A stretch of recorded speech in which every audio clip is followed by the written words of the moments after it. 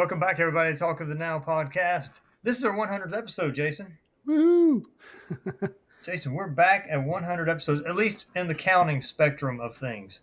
Right. I have counted roughly 100 episodes. I could be off. I'm not the greatest counter in the world, and who knows, maybe I'll take an episode out later. But anyways, we're going to call this the 100th episode. And not only that, but we have a special guest that's come in, Miss Ashley Freeman. How are you? Doing awesome. Really glad to be here. And congratulations. What an accomplishment. That's incredible. A lot of people start things, but not too many people get to 100-ish. No. I'm glad I finally made it to 100 episodes. It took we would have gotten there a little bit sooner, but I can see how some people kind of give it up after a while, because sometimes you'll go 2 or 3 months without anything, and then you end up hitting, you're like, I haven't done an episode in a while. Mm-hmm. Yeah. So I finally got to that point, and I was like, well, just keep going until you get to 100, and then maybe see what goes on after that. That's right. Here's to the next 100. Yep. Yeah. So that's good to know. Jason, how are you this week? Doing well. I've switched my work schedule around, working in the office Wednesday, Thursday, Friday. So I get my nice hour and a half drive into the office. Oh, man. So that means you just walked in the door, right? Yeah. Yeah, it wasn't too bad today. Thursdays and Fridays aren't bad. I actually like those better than going in on Monday and Tuesday. But yeah. Well, Friday you get that crowd that doesn't show up or goes home early, right? Yeah, that's true. And anybody listening is familiar with Atlanta. I'm living way up north and have to drive down to the Perimeter Mall area. That's where yeah. And only because I miss, every day I miss the company helicopter. I don't know what's wrong with me, but I don't envy you. I bet you wish you had a helicopter to drive to work. Yeah. Yep. I just use it as some good me time, right? Ashley, welcome to the banter that is me and Jason. I love it. She's my co-host, and we often go back and forth and talk about whatever comes to mind. That's right. Yeah. Practically. At least that's the plan for this one. That's why I told him he should have called it Good Talk, Gene. I like that. Whereas, the talks that I've had with Ashley, she's talked about her career and what she's doing. Ashley, what are you up to these days? Tell us. Talk to us. Yeah, it's not entirely different than the last time we spoke, because it's my dream job. I don't want to change anything. So Awesome. I'm an executive coach. If I had to summarize it in one or two words, one word would be coach, two words would be executive coach. So that's my main service line, is I work with mid to senior level leaders, and whatever they got going on, whether they're going through a transformation, they got some feedback and they're trying to work through that. I do facilitate some live sessions. I do keynote speaking. I don't know when we last spoke, but where I was in the journey, but published my book, and it hit international bestseller status on Amazon on launch. Oh, I didn't know that. Wow. It took a village. That's literally not something you can do alone. So I am so grateful for all the village it took, and the support and the encouragement and everything to get across that amazing milestone. I haven't formally announced it. Maybe this counts, that I'm going to turn it into an online course. Oh. So got all those videos recorded and edited, and just working on that. So yeah, I love what I do. It's just the best. I just get to help people every day. It's the best job in the world. You heard it here first, folks. Not you heard it, folks, here first. You heard it here first. Some version. Wow, that's amazing, actually. Yeah, that's a great. I'm looking back through my log, and I'm trying to see when you came on last. You came on twice, I think. If we know the date, that would help. I'm trying to remember if you came on once or twice. Maybe twice. You're asking the wrong memory over here. Well, at any rate, you love what you do. Go ahead. Yeah, I'm just thinking back to, we had touched base right when I first launched my business and left the 9-to-5 space. You were kind enough to help me practice my Myers-Briggs skills, and now it's not only been, I guess that was about 7 years ago, but since then I did the extra nerd out to get the master practitioner credentials. So you're looking at one of 5 master practitioners in the state of Georgia. So it's just it's like it's just the entrepreneurship is just the coolest thing because you can have an idea and say what would be the next thing that I could use to serve the people that I work with, and then just do it. It's like choose your own adventure. It's awesome. Wow. Well, I'm Neat. going to pick your brain more, and when I have you on again, maybe in a few episodes down, we can dig a little deeper into what you've your book. I haven't, I wasn't part of that village because I haven't bought your book yet. I'm planning to buy it as soon as That's right. I Plug it. I'll take it out of your. yeah. Oh yeah. If you got a picture of it, that'd be great. I've got one. Yeah, if I can get it off my shelf fast enough. This is the first copy before we hit international bestseller status, so it does not have the Nice. international bestseller ribbon. But this is copy one from Amazon. Wow. Yeah, Awesome. it's a really cool feeling to hold. How many pages are you on that? How many pages? Let's find out. So You can count it as many as you want. I don't care if you count the index and the the last Library of one Congress that has page. a number on it before you get to about the author is 147. So it's Okay. yeah, it's a good little. Yeah. Yeah, 200 pages might be the Goldilocks range. I don't know because you get over the 30 pages and you can just put that thing down for like a while. And if it's, I mean, 100 pages is nice because you can get through it in an afternoon. But 200 pages gives you time to, at least a slow reader like me, gives me time to sit back and kind of marinate on something for a few days. Yeah, you can get through it in a weekend if you really want to. And I'm very clear in the preface that a lot of people gave me feedback that they could read it through one time and it's enjoyable and interesting and everything, but you're not going to get what you need to out of it if you do that, because every 2 pages I'm asking reflection questions, and so if you actually go through it and do the process and all the exercises and everything, it's intended to be like a 6-month coaching engagement with me in a book, and so it takes time to think through all that and everything. But people use it in different ways, and that's exactly what it's designed to do. Whatever helps. That's the purpose. It's based on this premise that so many of us are doing work we're good at, that we've done before, but maybe not that really lights us up, and that we come home and say kind of the things that I was just saying, right? I want everyone to have this feeling of I can't wait to get out of bed in the morning and do the thing. And it's just hard to figure out what the thing is, and so that's the purpose of the book is what is this purposeful and meaningful work that really lights you up. That I just think it's kind of tragic to think of someone, which is most of us, I think, really, spending our whole careers paying the bills, right? Which is a very good thing to do. We need to pay the bills. We need to make that income, but why not love what you do? And so that's why I wrote it. Wow. That's something we all need to hear too. Mhm. I mean, it's easy. Like I've worked jobs my whole life, and you can turn a job into a career, but it is unfortunately a rare thing to do something that you truly love, that lights you up, like you said, Yeah. that you want to talk about want to talk about outside of work. You want to talk about what you do, because half the time we're just like, okay, I'm going to escape and I'm going to go do something else. It's like, I don't really want to talk about what I do. It's just kind of boring, that kind of thing. I work in the shipping industry, container shipping. That's what I'm doing. For us, We like to say that actually that he's in the shipping business. yes, importer exports. Yes, Yes, import export. He's really a James Bond villain, but yeah, no, I'm not going to say anything. I'm going to say that out loud. Well, little company with the orange containers, but they, it's been good, and it's got a lot of a lot of benefits to it, a lot of everything else. It's easy to rest on all of that and forget your passions. And to be such a passionate person like I am, it's good to hear that. And I'm buying your book. I'm definitely Oh gonna. yes, all right, a new recruit. Well, let me Yes. say as well. There's since I wrote it, there was a study that came out that uh, folks who are job hopping to get a raise, that's not actually working right now because the lift you're getting from one job to another isn't enough to merit leaving. And so Right.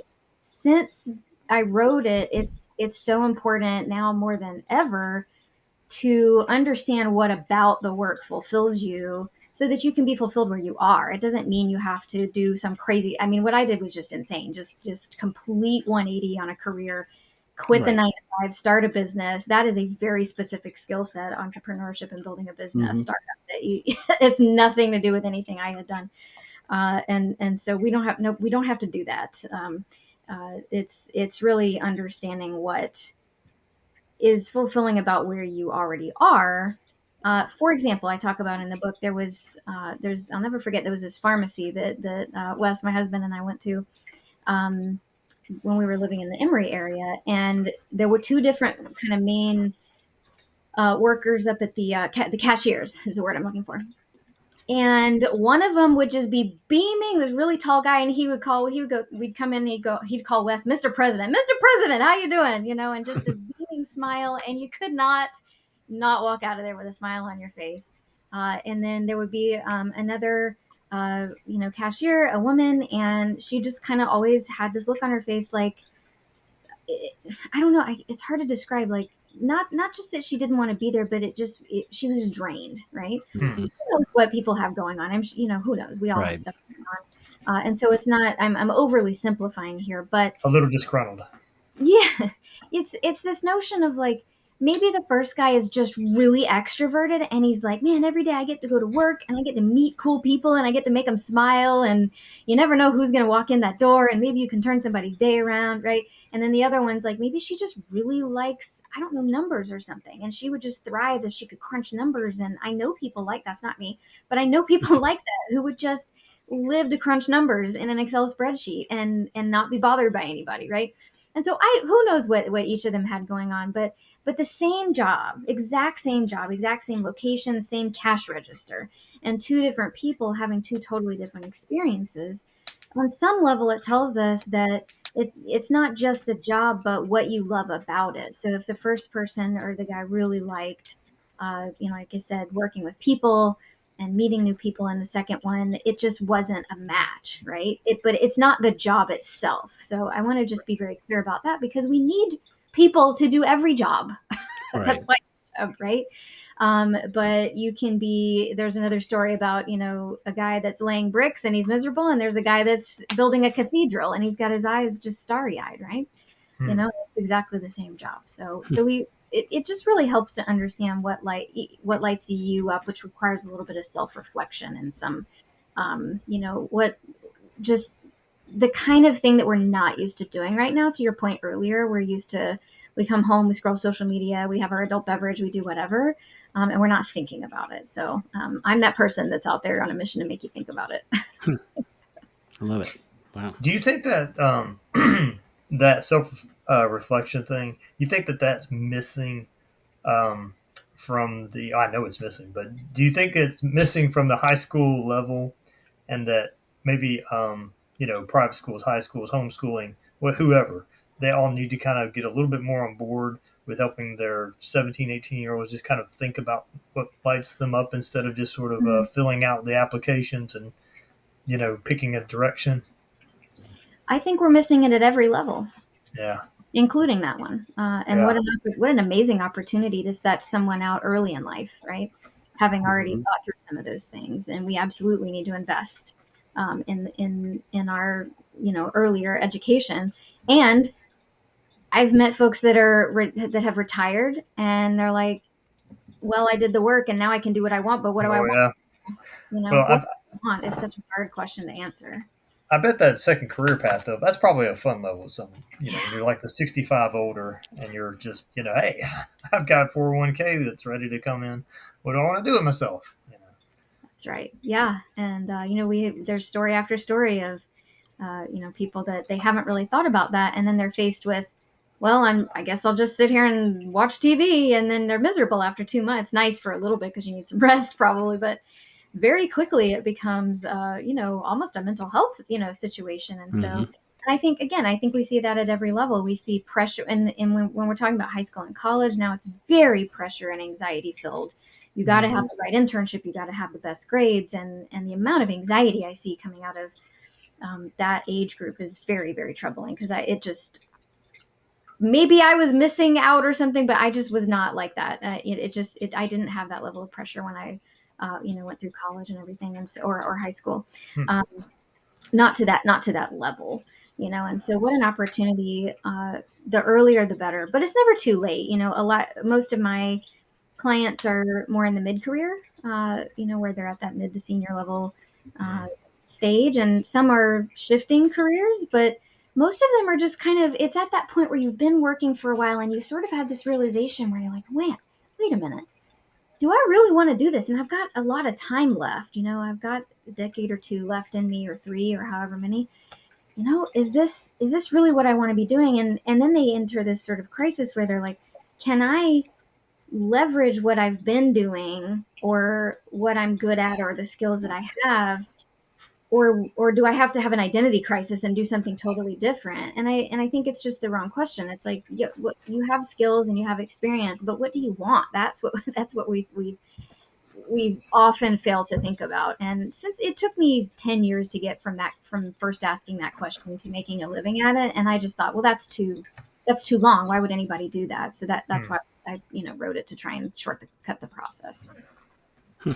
There is a book that I just finished reading not long ago, actually. If I can hold it up. Is that backwards? Or is that No, it's good. Oh, that's perfect. It looks backwards on my screen. 7 Strategies for Wealth and Happiness by Jim Rohn. Are you familiar with him, Ashley? Mr. Jim Rohn. No, do tell.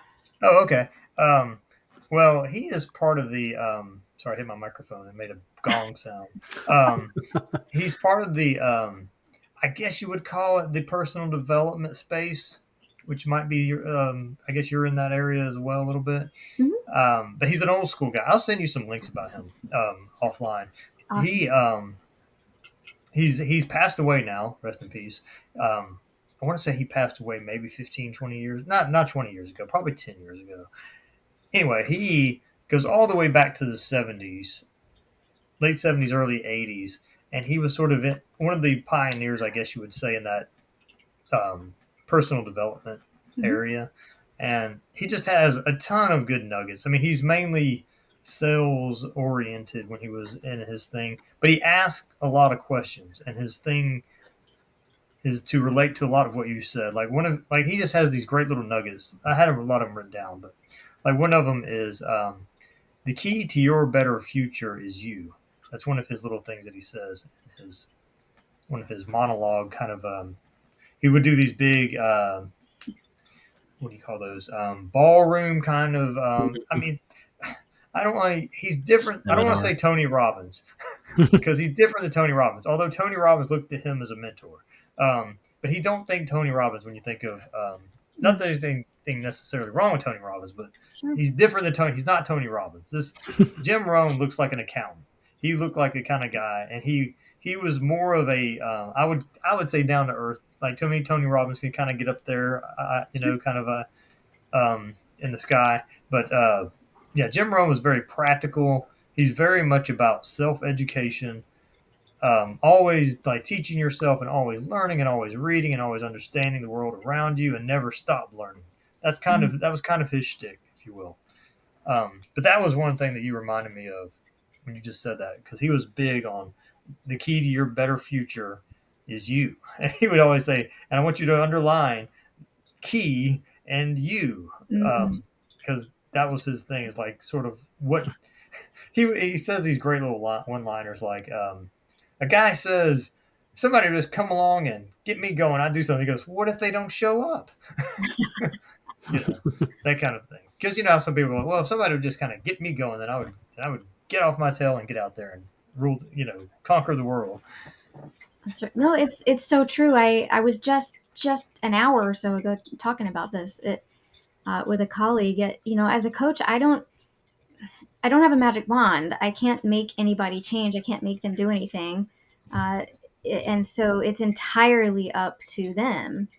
I actually did some training with a guy that worked with Tony Robbins, and especially on the level of when you're dealing with something like, I talk a lot about in my book about limiting beliefs and fears. We all have that imposter syndrome, or that I'm not good enough garbage, or whatever. We've all got, those some version of those things tossing around in our head. And, I have some really cool techniques that help people overcome those things, but they are totally 100% powerless without the person doing it themselves, right? If you have a problem and you want to change, but you don't want to do the work, I would not recommend wasting your money on a coach. I would not Right. recommend wasting your money on any book or resource or whatever, because it is entirely in your head. What you have the power to change, you have to do it. I wish I had, something better, but it's entirely up to the person to want to make a positive change and to do that. Hmm. I was just thinking about those high schoolers because I was thinking about myself in high school, and I was thinking that a class like that would be helpful, not to necessarily get them because I think that it's silly to make 17 or 18-year-olds in our day and time say, "Oh, I want to be a mechanical engineer," because when they're 24, they'll be like, "I don't want to be a mechanical engineer. I want to be a filmmaker," you know. But I think getting them to it gets them to think. You know what I mean? I Yep. think some kind of class like that would get the younger generation just to sort of think about, not Mhm. necessarily because instead of just having because the way I was brought up, sort of like, okay, get into high school, make good grades, get your college prep, grades or your classes out of the way. Do the best you can in those college prep classes. Sign up for your top 3 or 4 colleges. Get into the college, and then your first semester, I don't know, just take something and then decide what you want to do. That was Mhm. kind of like and if you didn't do that, then it was either I don't know, go to trade school and pick HVAC, or just go get a job working retail until you figure it out. That was kind of like what I was growing up being taught. Like if Mhm. somebody wanted to do something, it was mainly just either go to college and figure it out, or Mhm. get a job and just start working. And it's a Mhm. lot of money spending on something to go, well, let's see what happens. You know? But especially nowadays. Yeah. It's very true. It's probably the most common pushback for the younger audience is they just don't have as many experiences to be able to react to and say, well, I liked that job, or I didn't like that job, or I grew this skill, Mm, or whatever. Right. But there's no reason why someone of almost any age can't just sit there and think, again, back to the self-reflective piece. What did I do, and which things did I enjoy more than the other things? And which one did I want to spend more time on, and why? What was it? Well, I should say my classic question is, what is it about that? Because the word, or the question why, is very difficult for our brains to process for whatever neuroscience reason that is above my pay grade. But what is it about that person that I enjoyed spending time with, that activity I did, that movie I watched, that conversation I had, that you don't have to have had a formal job to Right. have some data points. I mean, just about, from the time you're able to talk, you can do this, right? mm, I mean, is it going to inform your final career in your life? Maybe not at age 2, but we can all be practicing more of this, and I really think that's what's missing. So I'll give you a reason why. So I did a little bit of research to really understand this, and again, I have no medical or neuroscience background whatsoever, so I'll butcher this. But yeah, what I read was it's really two different parts of the brain, right? We're so programmed to think with the logical part, the prefrontal cortex, right? So what makes sense? What have we done in the past? What should we be doing? What's closest to us? Just this very logical analysis. How much money do we need to make? And great. Okay, great questions to ask. mm, But what we forget to include is the part of the brain that deals more with feelings, because it's like, well, why would I make a decision based on feelings? And I'm not advocating for doing that. I'm advocating for including it as one data point along with the others. And what I found in the research is that when you include both, it's actually the combination that makes the best decisions. But Hmm. we tend to leave out we think about, well, what makes sense, all those things I just listed, but we don't think about which one did I enjoy the most. mm, I don't care if it makes sense. You don't have to understand why you enjoyed it. Or, maybe it's something. I'll give you a specific example. So, when I was in an administrative position working at Emory, my boss was kind enough to pay for a continuing education class. So, I essentially, in front of me, have this catalog of just all kinds of subject matters, math, marketing, art, you name it, just all kinds of subject matters. And it was like, well, pick the class you want. This is our gift to you for your hard work. Great. So I start flipping through, And like I said, I'm in an administrative position, a lot of project management, program coordination. And for whatever reason, I land on social media marketing, search engine marketing and optimization. And I'm sitting there like, I don't know where in the world this is coming from. Like, shouldn't I be taking a project management class or something that makes sense?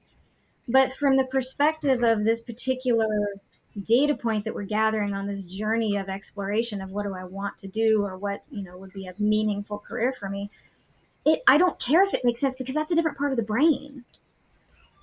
We deal with those questions separately. This one is, which one do you enjoy? Which one are you drawn to? Which one are you more excited or repelled by? Whichever, both of those give you great insight, right? And then we combine all of that together to help us make a good decision. I was really interested and blown away by that. I'll bring it back around to sort of the thesis that I made, which is, if what somebody is looking for is fulfillment, right?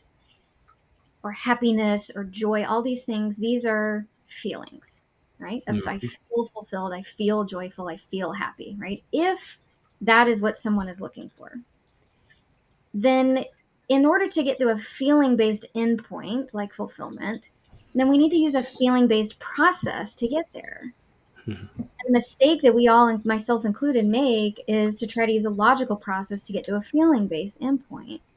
And they're just not the same thing. So if you're looking for fulfillment, you want to follow those breadcrumbs of what was it that I enjoyed more today and that I didn't enjoy, and why? What is it about that?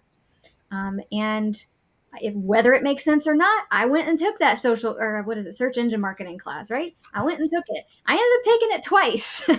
I still, and today I can articulate why. It was really consumer psychology that I was interested in. Why does somebody click on this versus that? And that's very related to, I'm in the business of human behavior today as a coach. So it makes sense in hindsight, but at the time it's like, it doesn't have to make sense. Just follow that clue, follow that breadcrumb, see where it goes, and include it with the other data points. And that's the piece that I think is missing. Do you talk to people often? I know you talk to people that are trying to get there. Do you talk to people as well that are there a lot of times? It's very rare to find one. Very rare. But yes. Yeah, there's like, one. You know what I mean? Yeah. Yeah, it's very rare. And I'm sure there's a number of reasons that go into that. I make the case that I think, honestly, the root of basically all of it is these self-limiting beliefs and fears that I talk about, because otherwise, why wouldn't we just already be in the job, right? We say things like, it's because I'm too old, I'm too young, I don't have the experience. We make up all these reasons, and they sound really, really convincing. Yeah. But fundamentally, I mean, if you really think about it, like, why wouldn't we all just be doing exactly what we love, right? And the story behind that is my book coach said, actually, I think you should kind of come up with these archetypes, like, who are these people that aren't in their dream job, right? And I'm like, okay, so, well, all right, fine. So I did that exercise and I wrote it all out and I came up with these different buckets, and I sat there and I looked at it and I was like, you know what? This is all just limiting beliefs. Like, I've heard it over and over and over. Back to your question, it's so rare to find one that's in their dream job, because all I hear all day long is, I'll give you two examples. One was like, I know exactly what I want to do, but I need to wait till my kids are grown. I'm like, oh, okay, great. How old are your kids? Well, one was just born. Listen, 18 years. And I'm 30. And then another one, she's just describing this beautiful vision for starting a business, and she wanted to do coaching, and which is of course the best job in the world. So I'm like listening to this beautiful vision she has and all this stuff. She's thought through it. She's like, well, I need to get an MBA. I'm like, listen, no, you don't. I mean, having an MBA, I'm very biased. It's an incredibly valuable degree, but you don't need an MBA to start a service-based business. You don't learn how to start. You learn very little about entrepreneurship in an MBA. So I looked at her and I said, listen, what I'm hearing you say is, you know exactly what you want to do, but you're too afraid to do it. And, a good coach will call you out on something like that. She just got very quiet and she was like, yeah. That's it. So when you find someone who really loves what they do, their energy is absolutely infectious. And you're like, I want that job and I want what they have. And, so hopefully I tried to write it all out. Hopefully that's helpful. Yeah. There's one I interviewed during the writing process. She's a professional traveler. I bet you've never met any of them. And you know, jealous. My wife's I know, dream job. there you go. See, look at that. Yeah, and one thing I just remember so strongly from what she said is that the amount of negativity she got from people when she was talking about doing this was just overwhelming. It was, oh, don't do that. That's crazy. You know, how are you going to make money? And No roots. yeah, exactly. I mean, when you don't have a mortgage, it helps a lot. And she and her husband worked it out, and they absolutely just thrived. But if we're, but Huh.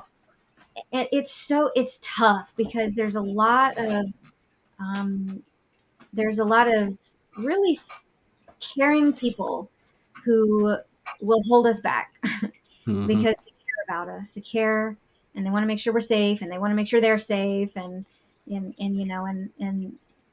it can hold us back. I mean, in my case, I don't think anybody, including myself, thought that what I did would work. Mhm. And so a couple years start going by, and people are like, wait a minute, you're actually making a living at that, and you're still doing it, and you didn't go back to the 9 to 5. So it's rare for a number of reasons. We don't start at an early age, like you were saying, really thinking about those questions. Maybe if we do think about it, like if we see, I just heard a story this week of a guy that as a child he looks up in the sky and he sees a military aircraft, and he just in that moment he's like, I'm going to be a pilot. Mm. Some folks have a moment like that, and they just they explain it away and they do something else. Yeah. Whatever it is, there's so many things that hold us back from it. That your quote was perfect. The key is you. Like, Mhm. nobody knows what you want. Nobody can feel that excitement, and nobody's gonna go after it but you. So it has to be you. And another thing that I thought about too. Not all of them, but I have met pastors that are like that as well. Mhm. Yeah. And of That's course, Jason and his importing exporting business, right, Jason? Sure. Yeah. Uh-huh. So Uh-huh. we do like just a quick, just a practical example of a reflection exercise. Okay. Because I know Hmm. everybody listening. I mean, like I said, it's so rare to find someone that just happens to be in their dream job, and of course, it's not because it happens to be that way. It's because they did some of this work. So, in the absence of having to read my whole book, or trying to figure out what your purpose in life is, I mean, these are very daunting tasks. Mhm. We can do a very simple exercise. What is Hmm. it? What's important to you in the context of work? That's a very simple question you can ask yourself. What's important to you? And I don't mean making money. I mean like integrity, right? Some values, respect. It's important to. I mean, making money is certainly a value, and that there's nothing wrong with that at all. It's just not going to tell us about purpose, Hmm. right? And so we can very easily, and I encourage either of you to answer as well, and I'm happy to share as well. And the purpose of that exercise, you get 2, 3, 4, 5, 10 of those words out, and then you start purposefully going through the day through the lens of those values, right? So, quick example: I have a client who I think one of his values was something like integrity, communication, things like that, respect. So he was troubled that he wasn't able to communicate an important leadership decision that had been made. It just wasn't time. You can't communicate everything real time as a leader. But transparency, that was another one of his core values. So it was really kind of eating at him that I can't be transparent, right? But we can't share Hmm. everything the minute the decision's made at the leadership level. So we talked through that, and it's like, okay, look at that through the lens of your values. How can you show up today as a leader and be transparent, knowing that you can't share, every single decision that's been made? But how can you show up and be transparent? How can you, integrity, communication, what can you communicate to your people? Maybe it's something like, I've got your back. And that's totally transparent and honest. And you know what? I don't know what the future holds. I don't have a crystal ball handy today, but I'm here with you, and I'll be with you every step of the way. Right. And so how can he show up living in alignment with his values given the current situation. So it starts with a very simple question: what is it that's important to you in the context of work? I don't know if either of you are willing to share, but I am. If you're not, I had two words come to mind. yeah, Um, one is significance. nice. But basically, it's more of a selfish thing. It's you want to matter. You want what you Yeah, do to matter. Your opinion, I guess, or maybe, yeah, your opinion, I guess, to matter on certain things. And then the other one for me is loyalty. nice. I Yeah. want to project loyalty, and you want to get that in return. I've always valued that in my life, and definitely with work. Okay. Can I play with this for a minute? Yeah, Significant. yes, please. I'm I sorry. I can't. was going to say I heard significance and loyalty. Is that right? Yeah, significance and Okay. loyalty. There you go. All So right. good. Go ahead. I'll make a point and then I'll ask you a question. So the Okay. point would be you great words that you've chosen, and what I really love about this that you've demonstrated so well with those two words is that I could take any job on the planet and find a way for it to be significant and for me to be or for others to be loyal. Yeah. I could find a way to apply those values in absolutely any job on the planet. If I'm intentional about it, right? The key is you. Right. Yeah. That's it, right? And so that's so, to me, it's so empowering that any of us can sit here and ask that question and think about how can I apply those values in any job. I don't care if it's the world's worst job. You can still Right. apply that and find meaning. Okay, so now to the question for you. So I really like this one. Significance is kind of inspiring me. There's another exercise where you simply ask the question, why does that matter?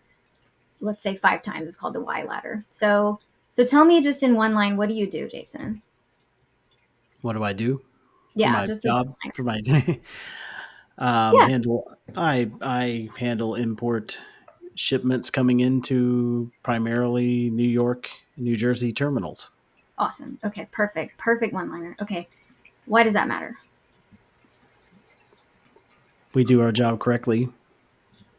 Customers are satisfied. People get their goods. That's right. Yeah, very important. Yeah, Now, why does that matter? because, well, on the pure business level, the happy customer is a returning customer. Yeah, And I mean, I would say obviously it's how the world works. Shipping yeah, goods yeah. get from point A to point B, and it's how well and how quickly they get there. Yeah, I mean, I don't want to put words to it, but I mean, name one thing that isn't affected by shipping, right? Right. So so uh, so then tell me, why does that matter? Mm-hmm.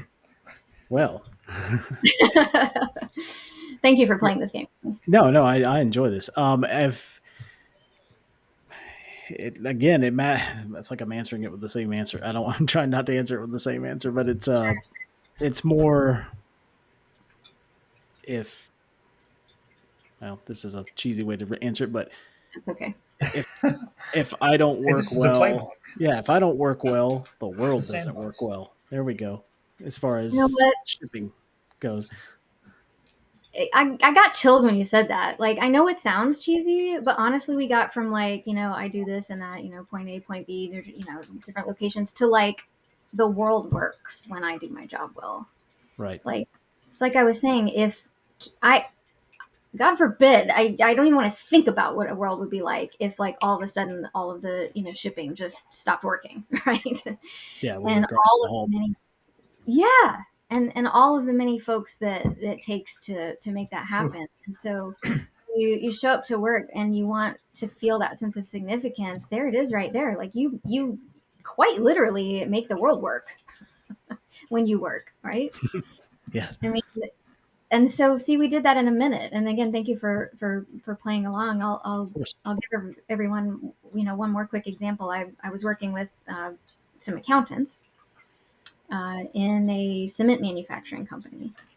And so I said, why tried this exercise because on a day-to-day basis, just crunching numbers, it can be difficult to find some meaning in balancing, and journal entries and things like that. So it's like, okay, why does that matter? And we did the exercise and we keep going and keep going. Well, we got to balance the books. Like you said, perfectly important business reasons. We got to keep the business. If we don't balance the books, the business is going to tank because we're, bleeding cash, or we're, whatever. We don't have balanced cash flow. And then we start getting levels higher and higher. And towards the end, it's like, well, what are we ultimately doing? Well, if the business doesn't survive, then we're not able to create these concrete mix materials. And if we don't do that, what are we ultimately building here? Sidewalks, driveways, and if we don't have that, why does that matter? Because we're building communities. We're building the place where families walk and create memories, or the children play with sidewalk chalk, right? Or they walk into their school, and then you start to get chills because you're like, wow, if I don't balance these books, then I'm not creating those memories for those families. And you suddenly realize my work has incredible meaning. But when you're sitting there balancing that T account, it's not the top thing on your mind. Yeah. Wow. I see I've got you all thinking very deeply, and I hope the audience as well, because it's what I do. I really pull people out of like the to-do list and the emails and what have I got after this call and that call, and really just start reflecting. You see what we did in 1 minute, 2 minutes. Let me ask you this with that, because you got me to think about when he said that. How do you feel about the office space question of, if you had unlimited money, what would you do with your time? Is that a good one? Oh, I wish everyone would at least start there. I mean, what a wonderful world we would have if people would at least start with that question, right? But let's point it down to Jason. Jason, how about you? What would you do? Unlimited money? Yeah. You got $5 million in the bank. You could do whatever you want to do.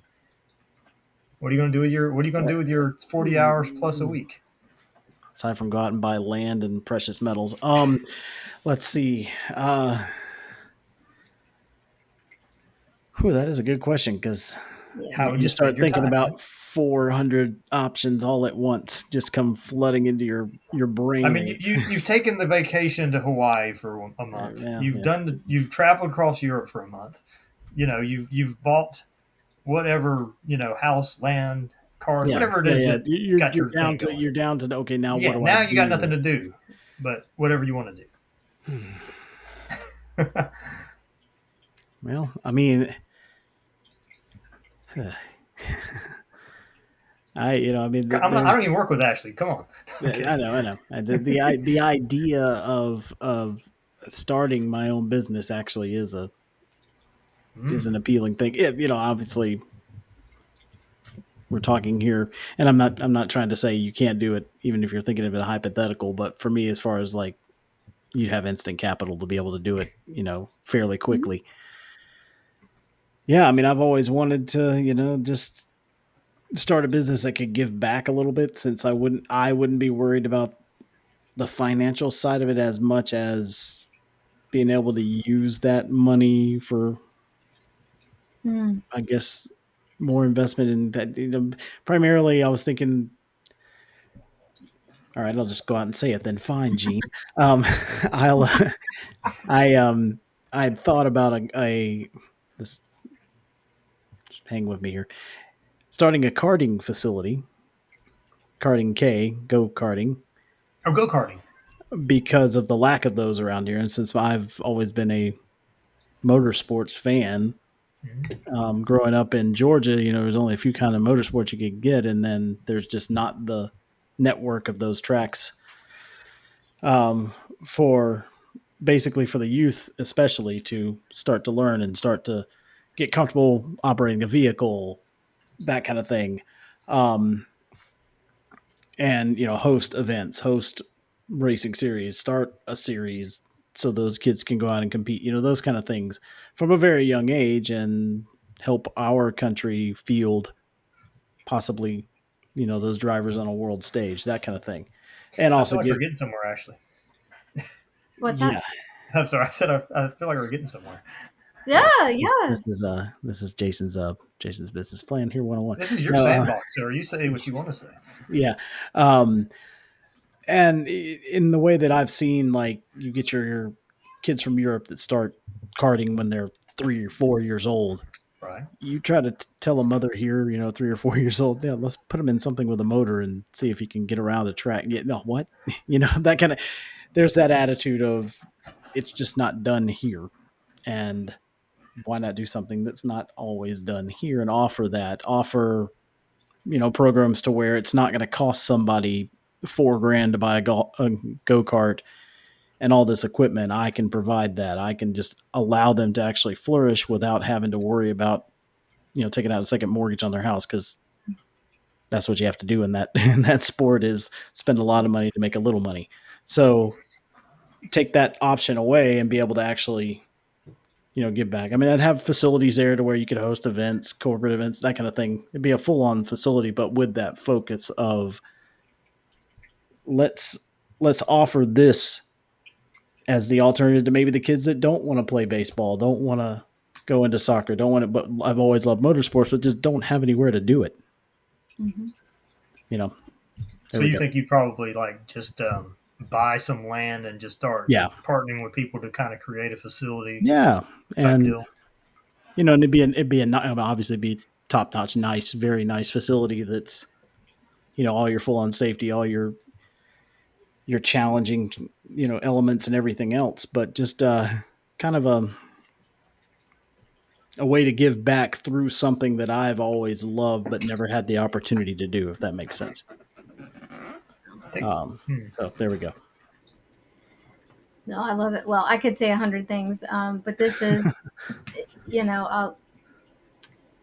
every business started like that, with an idea, right? Yeah. You see a need, you have a passion, and not all of I don't know what percent of those ideas come to fruition, but it's like I said, it's such a great place to start. I think, Jason, you're probably in the minority having thought about that before.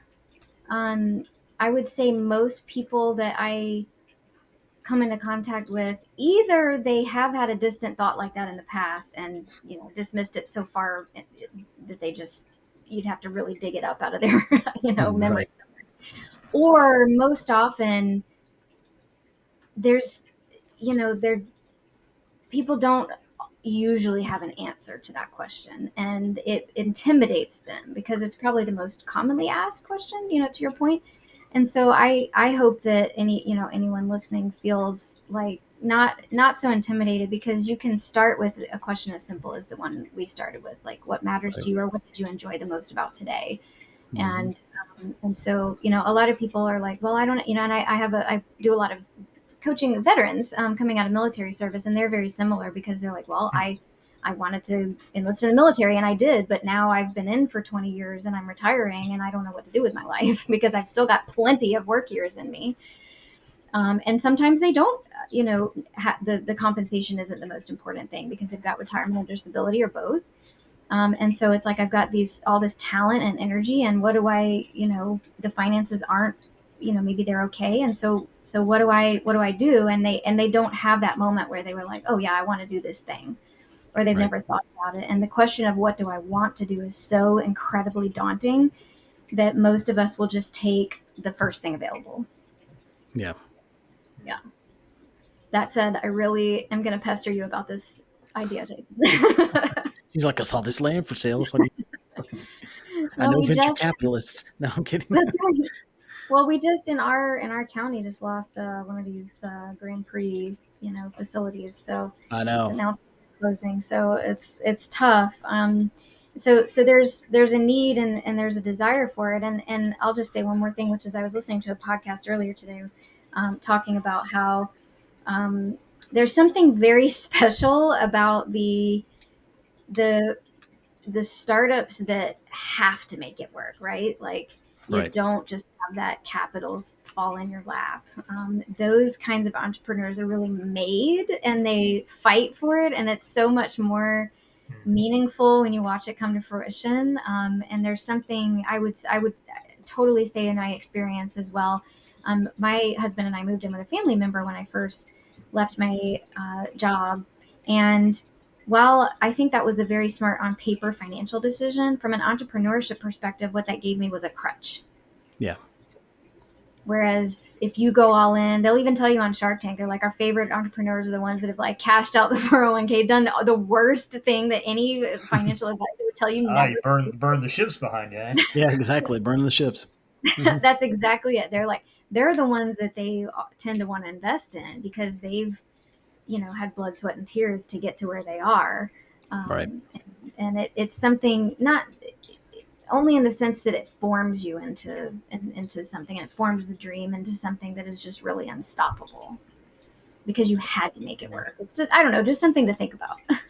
Look, can I ask this? Because we're just sitting in La La Land playing right now in our I love heads. For Jason, I'm going to say this for Jason, just to ask you, because I've known Jason for 25 years. He's never expressed this to me. So let me ask you this, Ashley. Since Jason just said this, if I were to say, okay, Ashley, pretend you don't know Jason. He's a client from DC or something that's called you, and you're on a Zoom call with him.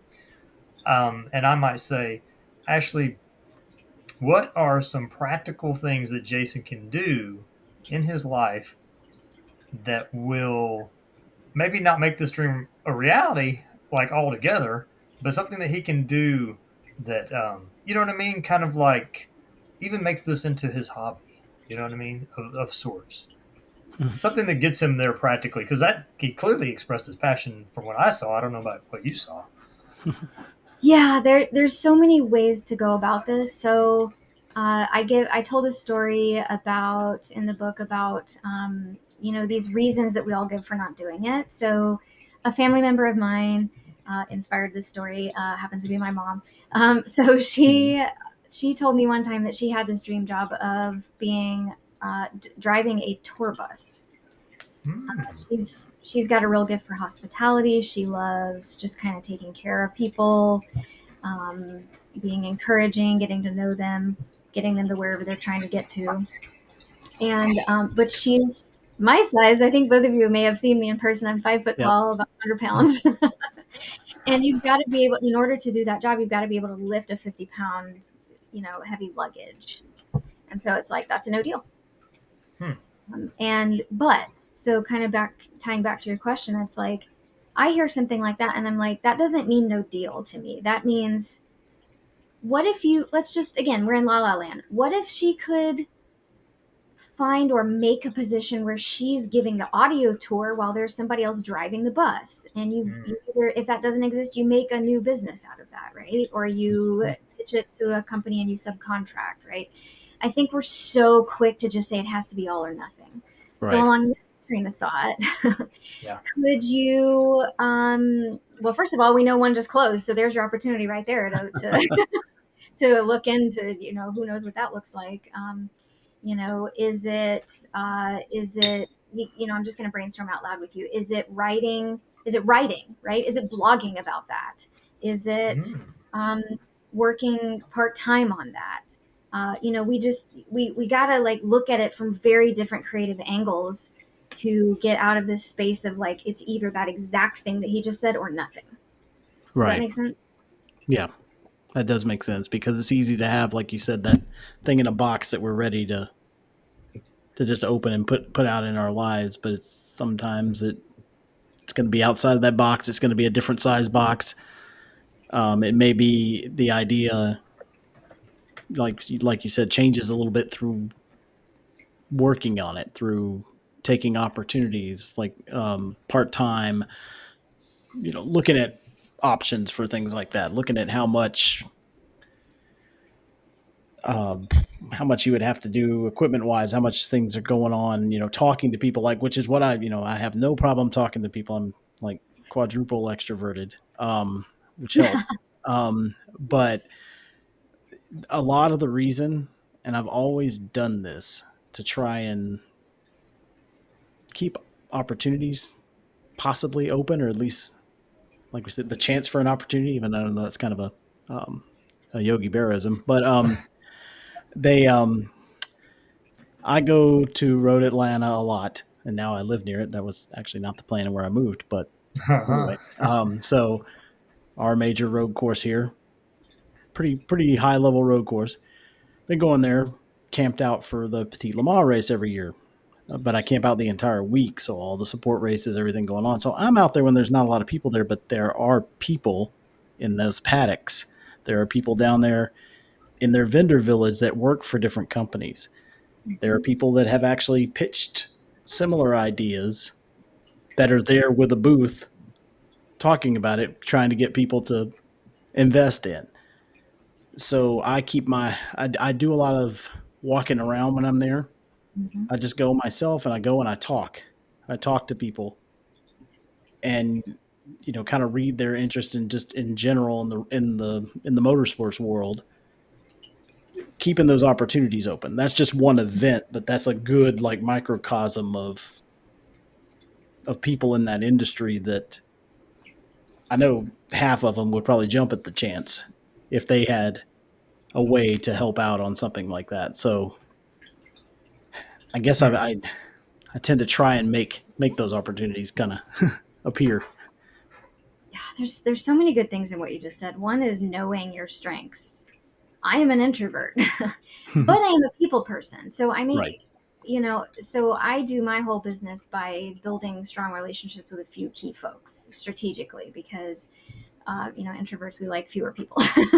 No offense, we like depth rather than volume, right?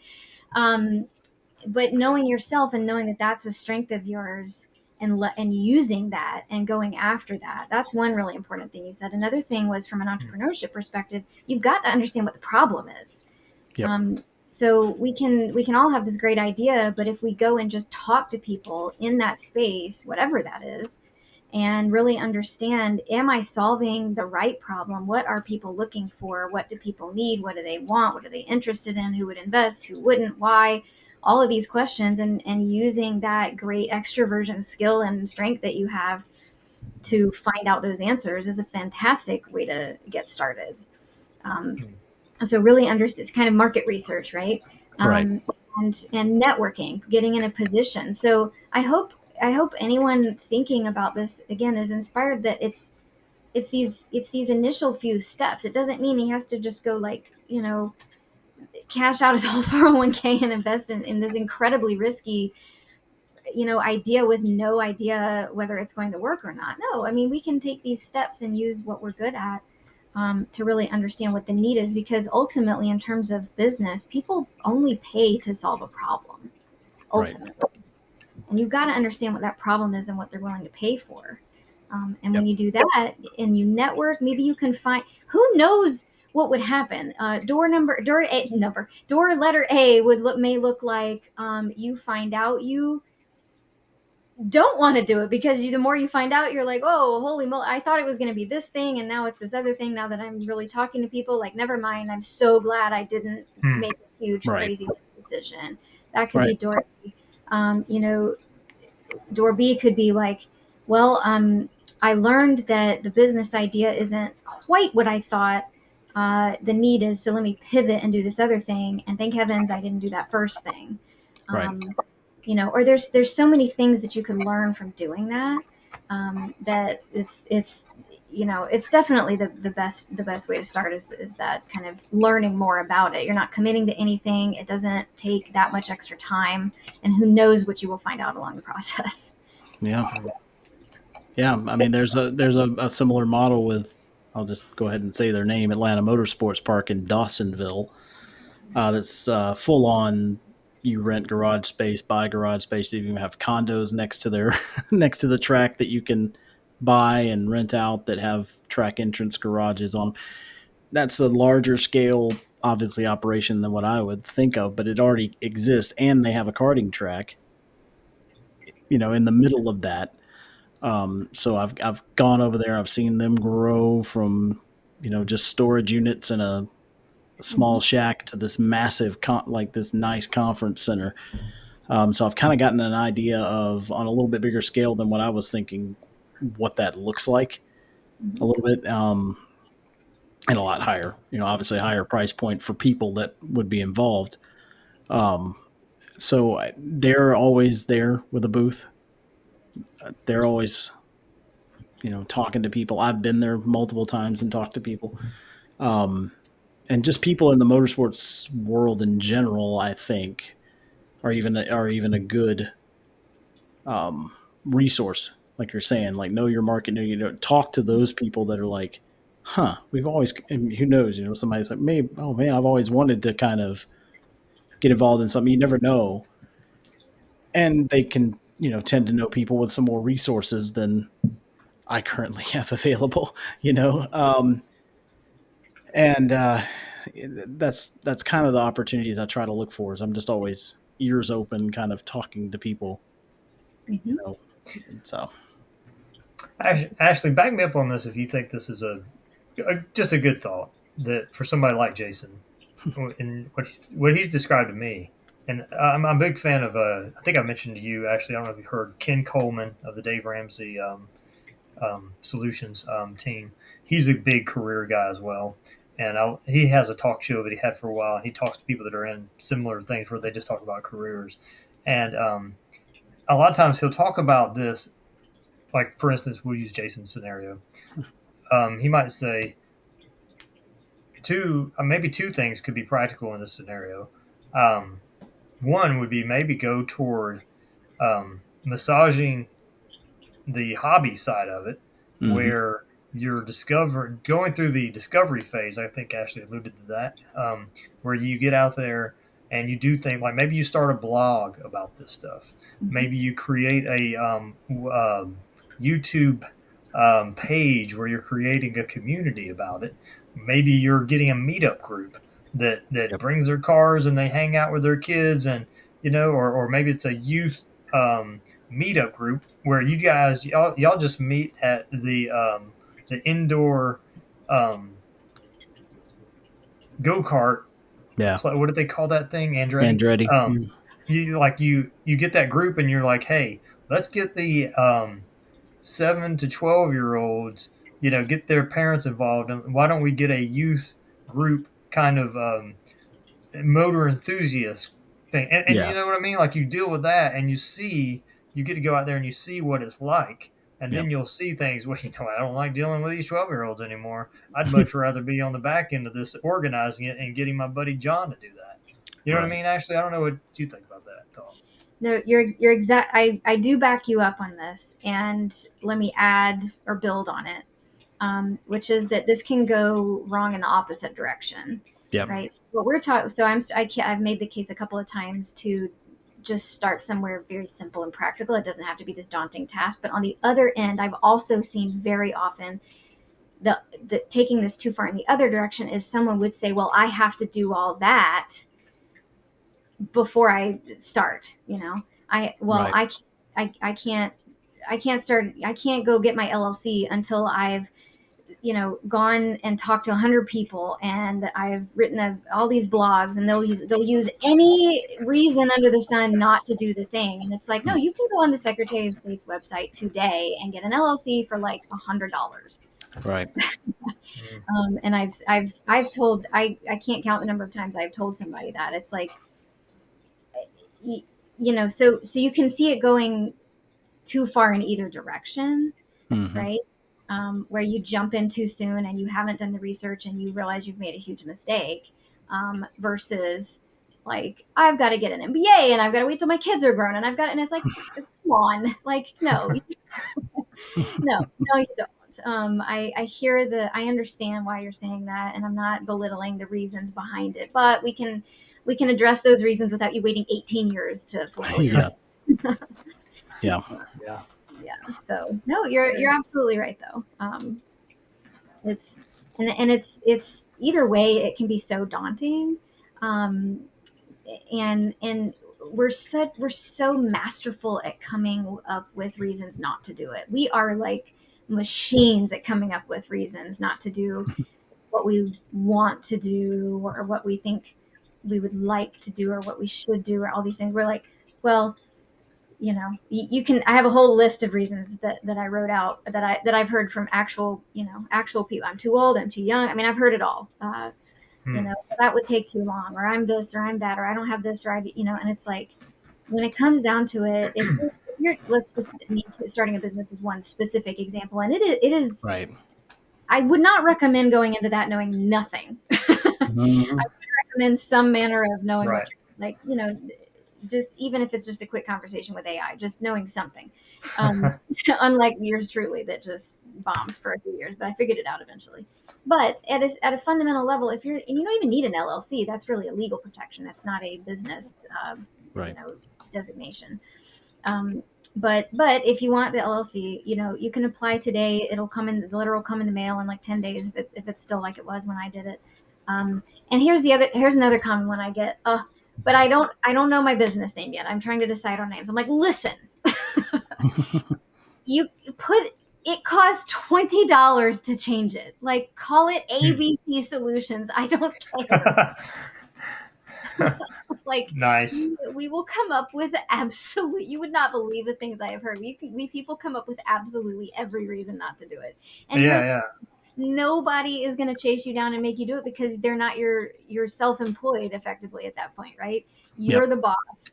It comes down to that quote again. The key is you. Nobody is going to come after you and say, have you done the LLC yet? Have you started the podcast yet? So good on you. You all have done that, and that 100 episodes is incredible. But it's like nobody is coming after you to keep you accountable, but you. Right. And it's all these reasons we come up with. We're so good at it. And if people would just, this is what I advocate, is like, if we would just stop for a second with the social media and the Netflix and the, adult beverage of choice and the whatever lovely things we engage in, it's like, if we would just stop for a second and just think, what would I like to be doing right now? And what's holding me back? I posted that on LinkedIn the other day. Those two questions, if you took 1 minute to reflect on that, you'd be ahead of the vast majority of people that I've met. And don't believe, I call them excuses, but reasons maybe is a little nicer. Don't believe any of the reasons your brain says not to do it. Because I can come up, for every reason you give me, I can come up with a devil's advocate, against it. Now, does that mean, I also write, like, does that mean you should, drain your life savings to buy a food truck and put it in a place that's not profitable? Like, no, I'm not, be reasonable, right? But that's not usually the issue. We're usually far too cautious because we're hardwired to protect ourselves. I like that idea though of what you're saying there, because there's layers of things like you said, the food truck thing. Say you think that the ultimate dream is, oh man, I just love barbecue. If I only had my own barbecue stand or restaurant. All right, well, how many barbecue restaurants have you been to? Maybe the starting point is to read about them. Maybe the next point is to visit as many as you can. Maybe the next point is interview some managers and owners. Maybe the next point is to actually get a part-time job on Saturdays working at the barbecue place. I'll never forget, I sat in a business seminar one time and the guy said, I can't tell you how many people have told me they want to start a fast food chain or like a franchise, let's say, whatever. And he says, well, have you ever worked at a McDonald's? And they're like, why would I do that? It's whatever. They feel like they're too far advanced in their career to do that. And he's like, listen, they will pay you to learn. Yep. What's not to love about that deal? Right? Like you here you are saying you want to go get an MBA and pay how many tens of thousands of dollars when they could pay you to learn. And you'd learn a lot more probably in a week than you would in a month of an MBA, just as far as that goes. Yeah. Yeah. The micro philosophy of it. Yep. And I always like that thing because it kind of helps you to figure out deal breakers in a lot of ways. Mm-hmm. Yes. Because you're like, well, I don't like working at a barbecue place. I don't like smelling the smoke all day, but I wouldn't mind maybe owning one. Maybe I need to work toward being a co-owner or something, That's exactly it. And in the process, you've networked effectively and met folks in the industry, and now you have connections. That'll help you make it happen, right? So it's, if I could say one thing, it would just be, don't believe all the reasons that you hear, that you tell yourself. Don't believe yourself. Don't believe all the reasons and I am totally guilty of it as well. We're all, like I said, hardwired to protect ourselves, and so we're like a machine. We keep coming up with them. I was when I was considering leaving. So I left my full time job, and then a little ways in, I decided to do a half time job while I was building the business. And so when it was time to make the final for real decision to cut off other, employment with other folks, and be self employed as a final decision, boy, all the fears started bubbling up. And my brain came up with all of the catastrophizing, like, what if this happens? What if that happens? What if this happens? What if that happens? And what I ended up doing was I wrote them all down. Hmm. Like, okay. And then I wrote what I would do if disaster A, B, C, D, E, F, and G happened. And, in one column, what's the disaster? What's the thing that could go wrong? And then column B, what would I do if it happened? And so once I actually wrote that all out, I realized that I had, again, a reasonable plan. I'm not advocating for doing something ill thought, right? But I had a reasonable plan to mitigate the risk of any possible thing that could happen. Short of the apocalypse, at which point I don't think we're going to care what happens to the food truck, right? Yeah, probably Like, not. I've got a mitigating plan for every circumstance. And I just sat there and I looked at it and I realized, you know what, this isn't about all of this. I'm not thinking through this logically. I'm afraid. And so I decided, because that was the only thing holding me back, because I had something reasonable to mitigate any circumstance, I said, you know what, someday if anybody tells this story, I want them to say that I chose faith over fear and that I did it immediately and I didn't hesitate. I could have waited, there was nothing wrong with waiting. Absolutely nothing wrong with that. But why? There was no reason. I knew what I wanted to do, and there was the choice in front of me. And I had told them in my interview, they said, how long do you think you'll do this? And I said, well, it'll probably take about 2 years to build a business. So on the 2-year anniversary of that conversation, I put in my 2-week notice, and it was the same week. I was like, once I realized it was just fear holding me back, I was like, it's time to just face it, because I'm gonna survive. Yeah. Nice. Yeah, So I'll just quote. Yeah, I can quote that guy back there behind me on that picture. Ayrton Senna, who said, "If you no longer go for a gap that exists, you're no longer a racing driver." And I'm like, you know, like that does make a lot of sense. There's that gap. You just gotta, get over that fear and put yourself in it. yeah, I find for myself, because you didn't, before we run out of time, but you didn't pick my brain actually too much. But I'm not going to avoid it, because some It's a people lot of just space avoid here. it. That's not me. I'm not just somebody that just sits back and avoids. Oh, if I just waste enough time, we'll They're be. not going to ask me any questions. Yeah, Say what?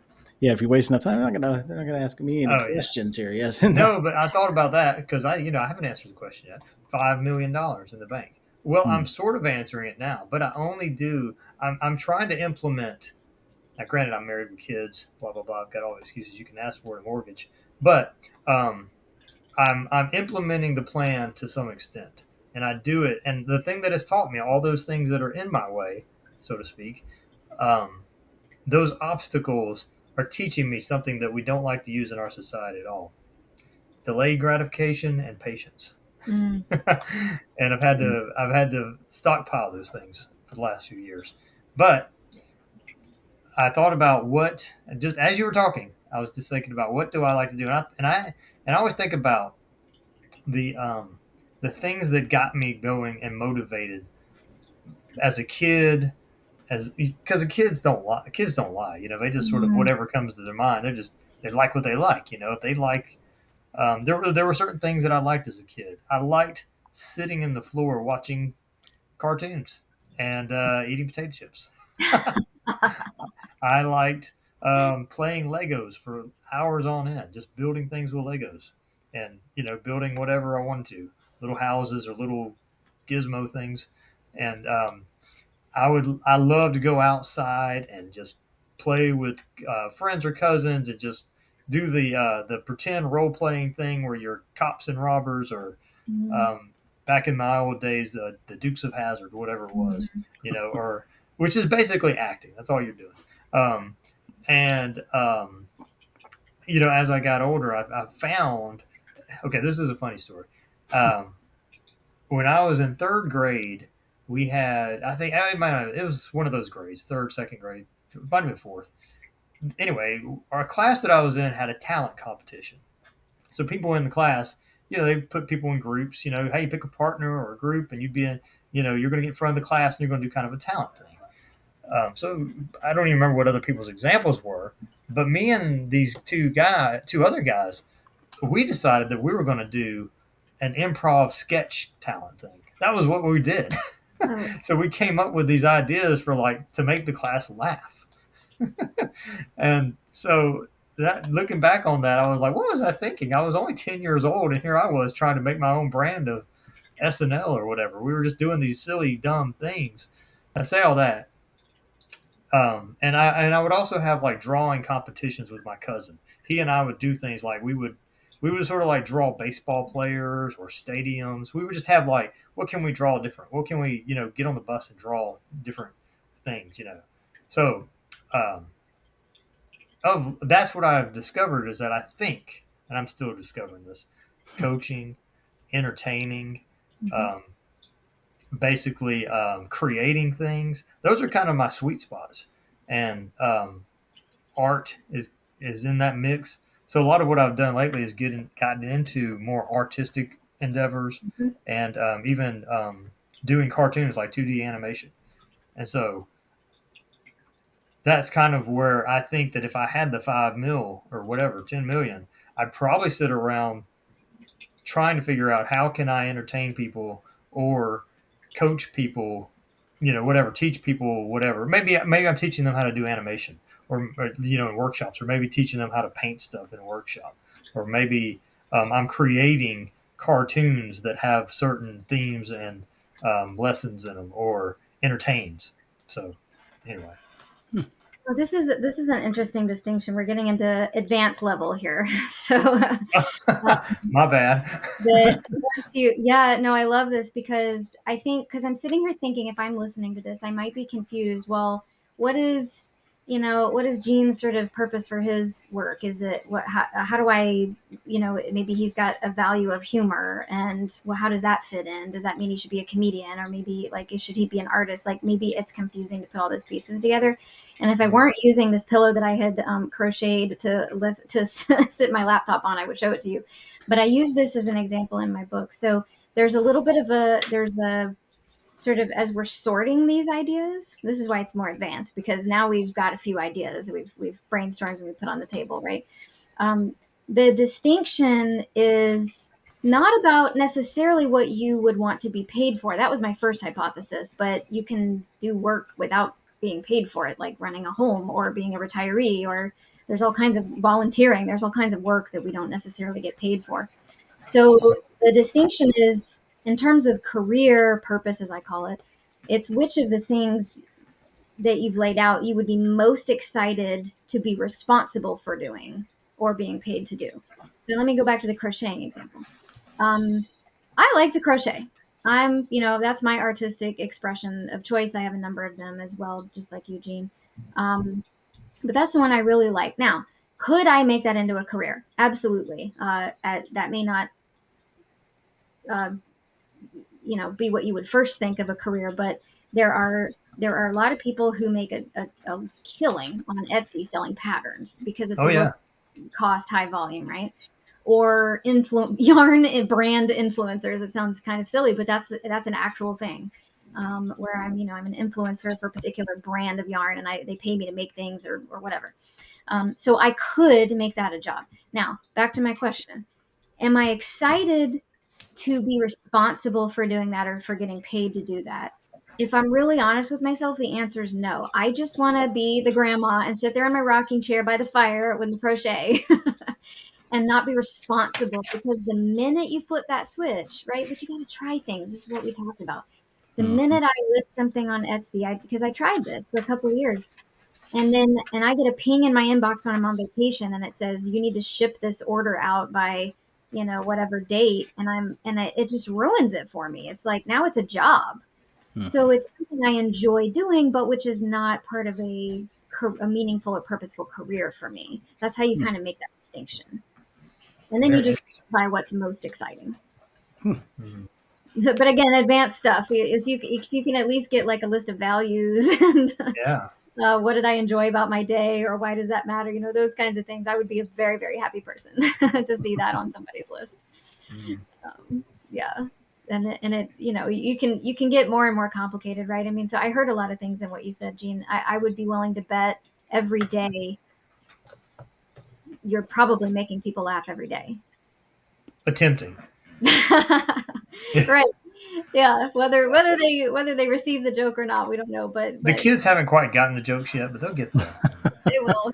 Well, I have no doubt. And so it's something that is part of who you are and part of your personal brand and part of what you enjoy and what makes you you and what makes you do your job differently than someone else does their job.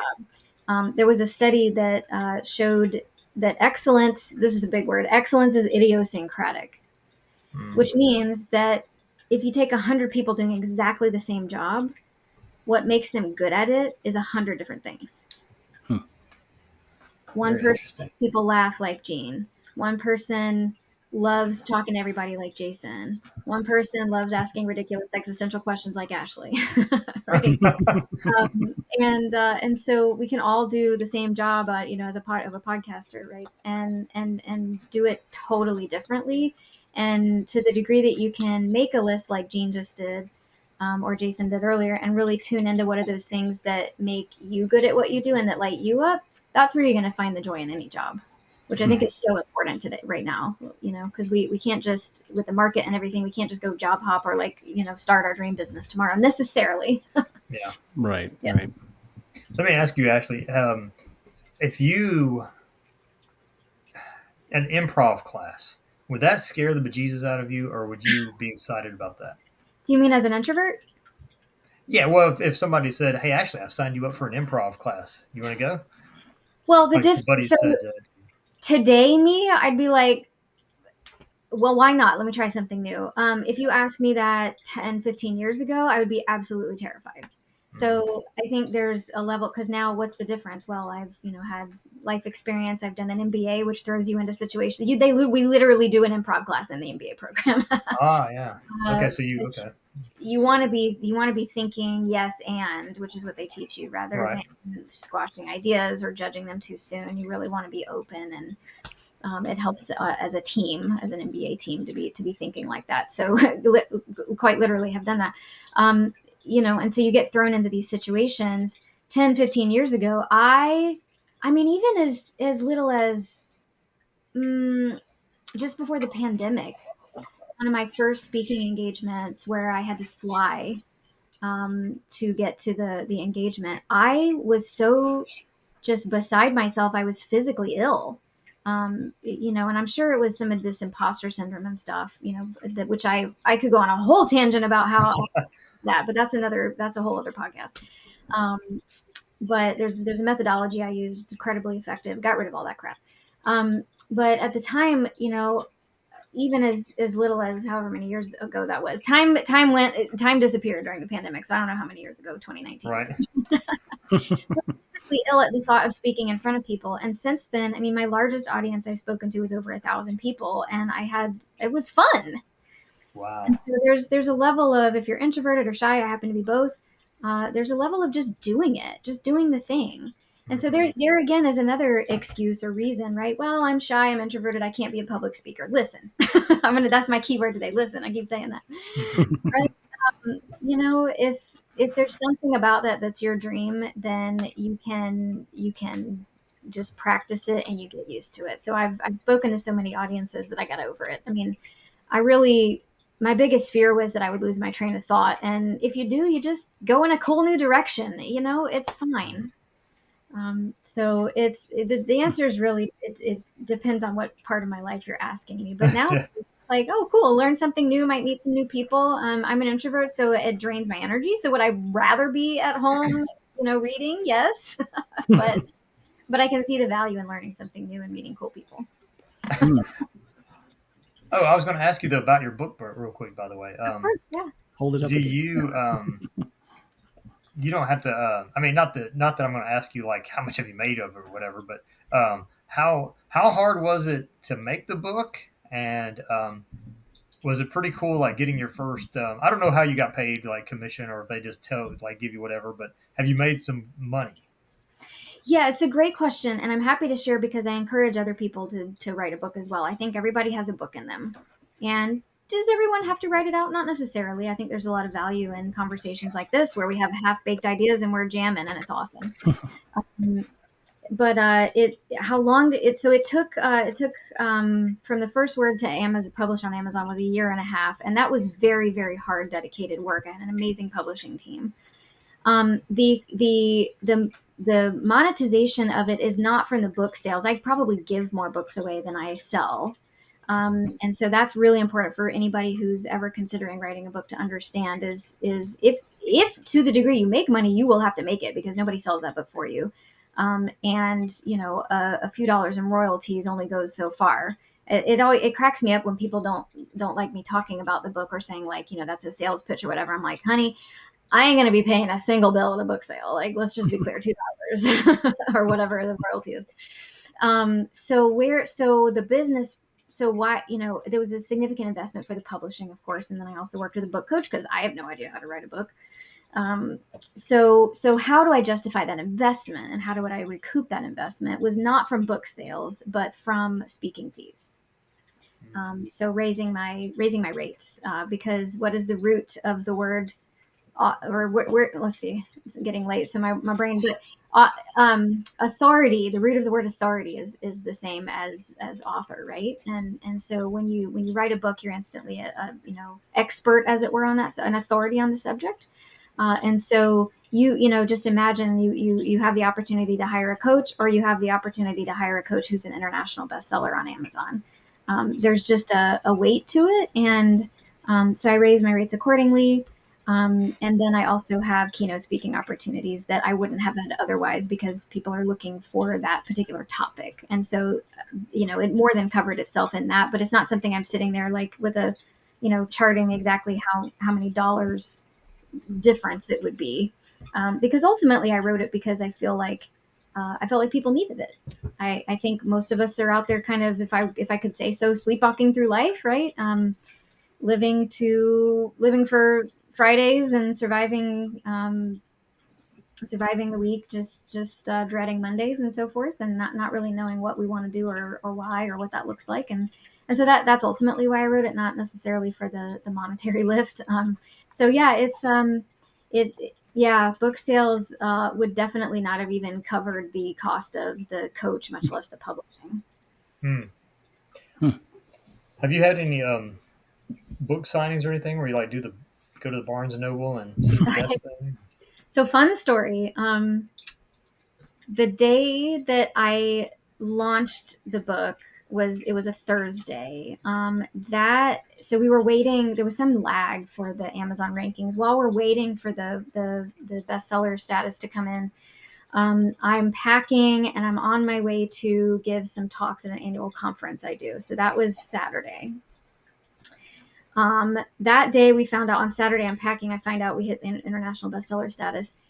At that conference that I spoke at, I got COVID for the first time, the like big, nasty, you know, first COVID virus infection that I had.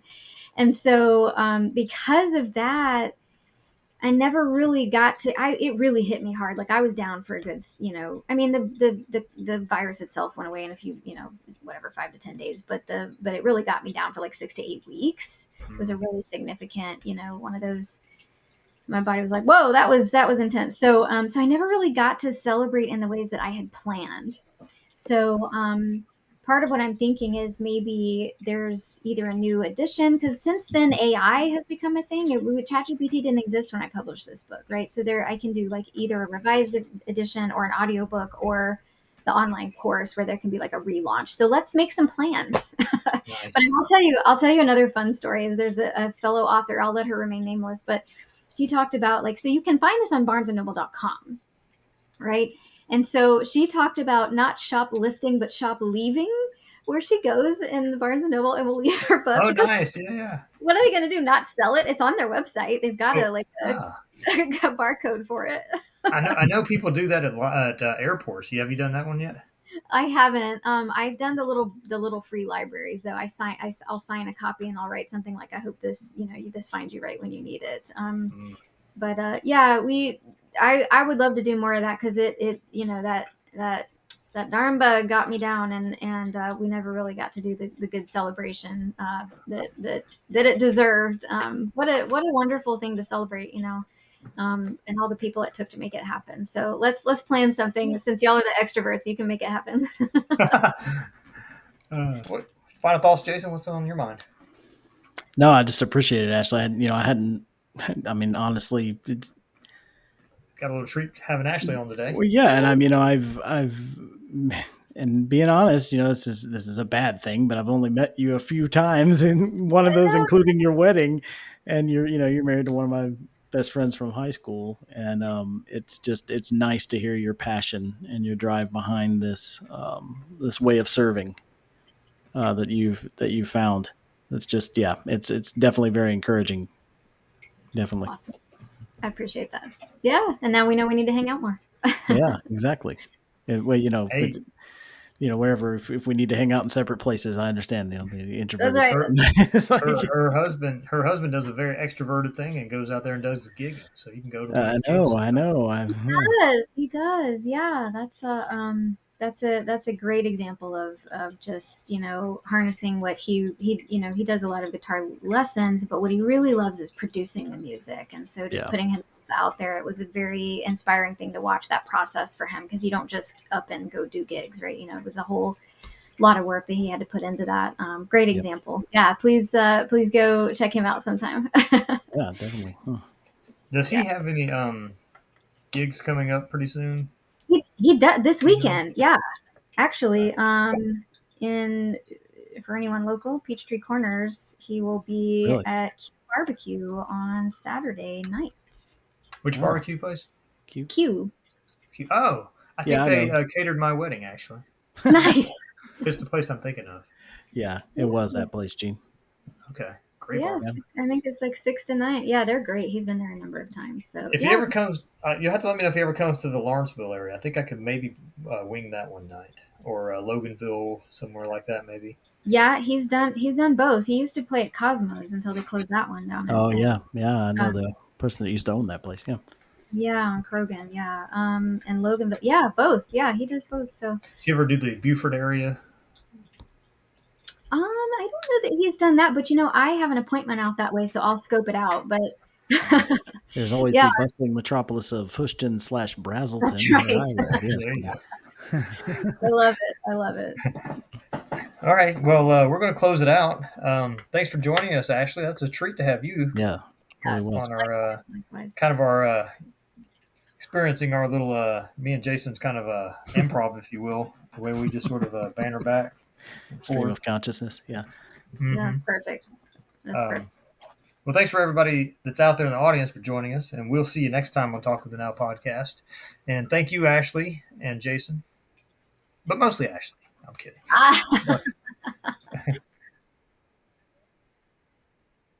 Yeah. All right, we're out. See you.